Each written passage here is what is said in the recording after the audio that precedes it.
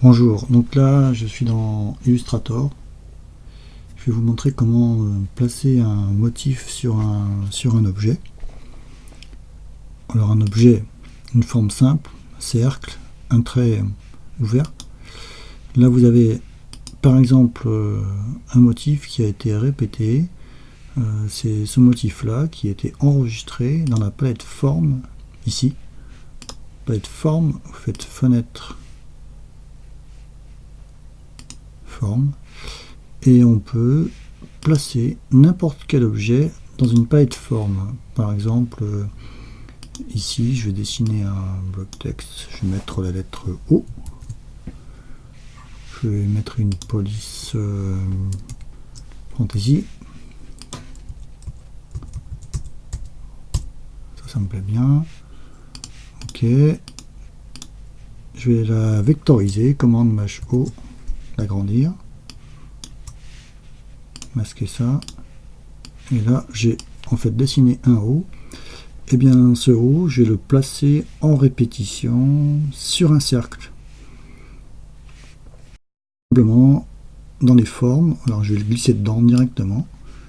Ici, je vais faire nouvelle forme de motif. OK. Et je vais l'appeler O. Ça va faire une histoire d'eau. Elle est nulle, hein. Voilà. Ensuite, je vais valider. Alors, je vais sélectionner ou créer un objet qui va recevoir ce motif. Donc là, j'avais au préalable créé un cercle. Je vais cliquer dans O. Et en fait, la lettre se répartit autour du cercle. Alors, si je double-clique dedans, je vais accéder à des options, notamment son échelle, ce qui va me permettre de la réduire sur le contour. Également, le pas, qui est l'écart que je peux augmenter en agissant sur les flèches verticales ou bas de mon clavier. En maintenant Maj, je vais par incrément de 10. J'ai coché aperçu pour bien voir ce que je faisais. Et là, donc là, j'ai réparti un objet sur toute une surface. Alors je valide. J'applique au contour. Et je peux bien sûr, si je veux modifier après les éléments individuellement, je peux décomposer l'objet. Objet, décomposer l'aspect. Et normalement, je vais pouvoir agir avec la flèche blanche et sélectionner indépendamment un élément. Alors j'avais enregistré quelques effets graphiques. Alors ça, par exemple, il est ici. Donc si je veux appliquer ce motif de contour à cette forme ouverte, je vais la sélectionner, je vais faire un clic. Si je veux la régler, je double-clique, j'accède aux options avec le pas. Bon, je vais avancer un peu ou réduire pour les resserrer un peu. Donc là, je vais faire carrément disparaître l'espace entre les carrés. Je valide, j'applique. Et ma forme est ainsi créée. Donc c'est pas très difficile.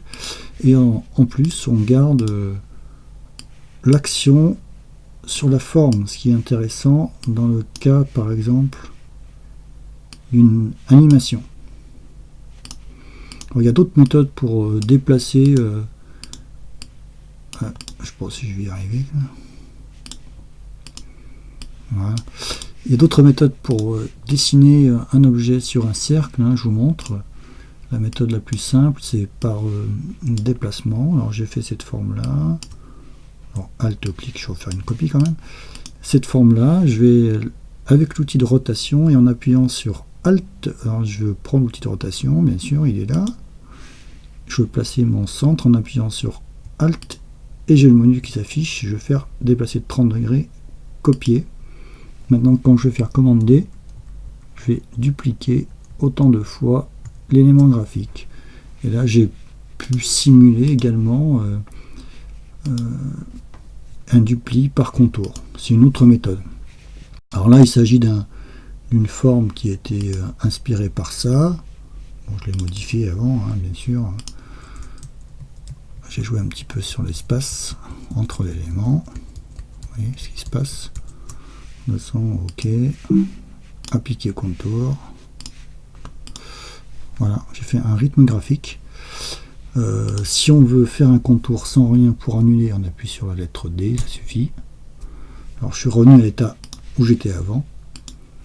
Et ici, je vais plaquer ce contour-là, voilà, en agissant sur l'échelle et le pas. C'est uniquement sur des cercles.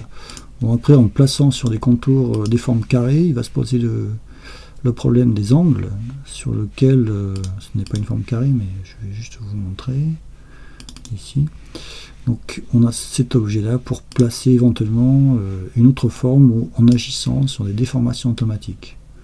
Mais il vaut mieux placer plusieurs formes pour composer sa forme de motif globale. Voilà. Alors je vais revenir en arrière. Voilà. Commande H1. Alors vous trouverez cette forme dans fenêtre forme. Vous avez également votre nuancier qui est là, qui peut bien sûr mémoriser aussi des motifs. Ça, en prenant directement l'objet, pardon. Hop, on le place là, ça fait une forme de motif. Ça aussi. Voilà. Ça aussi. Hop. Donc si je crée maintenant une forme basique, là je suis dans un motif répétitif, compris dans une forme mais pas dans un contour. Si j'inverse, je l'ai en contour, mais il ne se verra pas.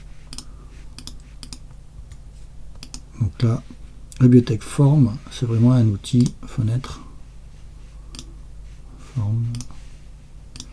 C'est un outil qui est très intéressant pour faire des formes répétitives, que ce soit de la typo, des motifs graphiques, des dessins de votre choix, et les répartir uniformément sur un contour d'objet, un cercle, un carré, un rectangle, une forme fermée ou non. Voilà pour ce tuto. Merci.